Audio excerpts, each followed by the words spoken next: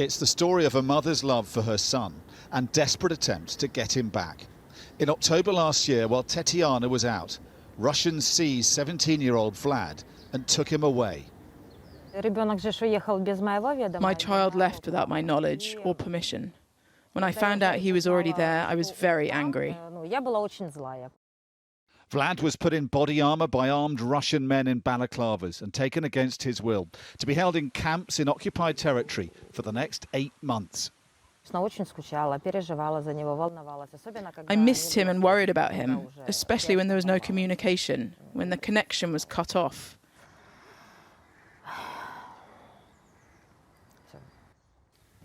I was really concerned. I missed my boy a lot.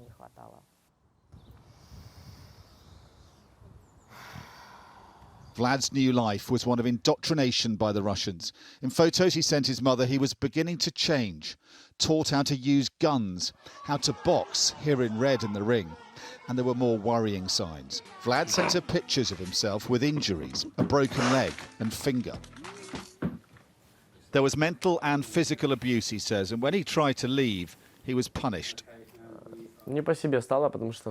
I felt bad because I didn't like the camp. I was interrogated and asked why I left. I said I wanted to go home, to Ukraine. The Russians put Vlad into solitary confinement, he says, where he considered killing himself.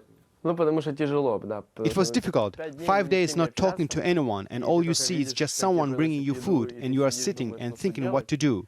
You are just isolated. You don't hear anything. It's like you are deaf. I was thinking about suicide. Back home, Tetiana asked a charity for help. A handful of mothers plotted to bring back their children. To rescue Vlad, Tetiana would risk a perilous journey, leaving Kherson and driving to Poland and on to Belarus, then flying to Moscow, and overland through Russia by train to Krasnodar and across Crimea to Luzerne in occupied Ukraine, where she was reunited with her son.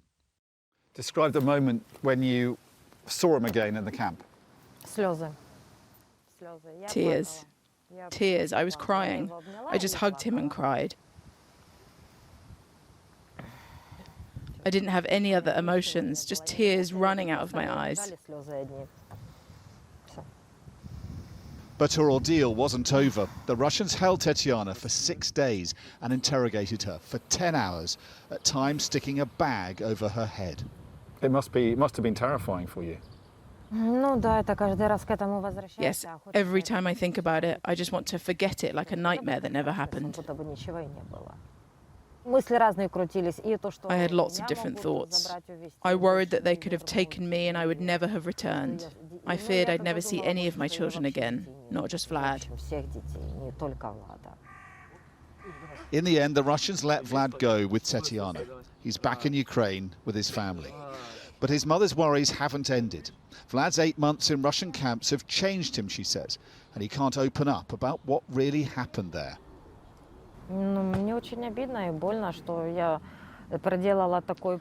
It pains me deeply that I've come all this way and he just pushes me away. I feel offended, but I can understand him. And as a mother, I forgive him because I don't know the whole truth about what happened to him. Maybe he's doing this because he just wants to protect me.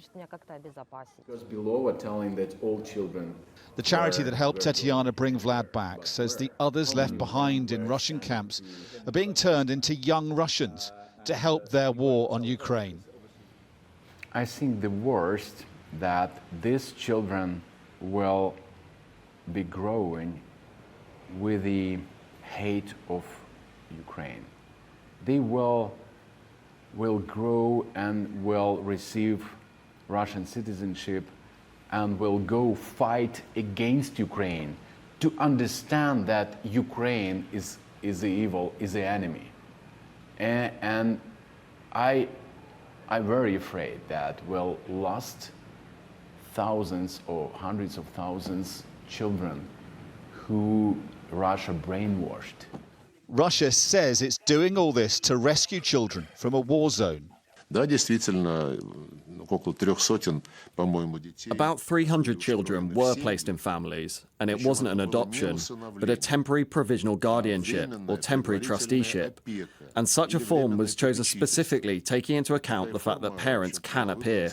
And of course these parents will have every opportunity to take their children away if they're interested. But Vladimir Putin and his children's commissioner have been charged with the war crime of deporting children by the International Criminal Court. And today, Ukrainian prosecutors accused a Russian and 2 Ukrainian collaborators of taking 48 young children, some as young as 1, from this children's home in Kherson. Vlad may be back on Ukrainian soil, but the trauma inflicted by the Russians is still with him and his mother. And across occupied Ukraine and deep into Russia, so many more like him have yet to come home, and perhaps never will.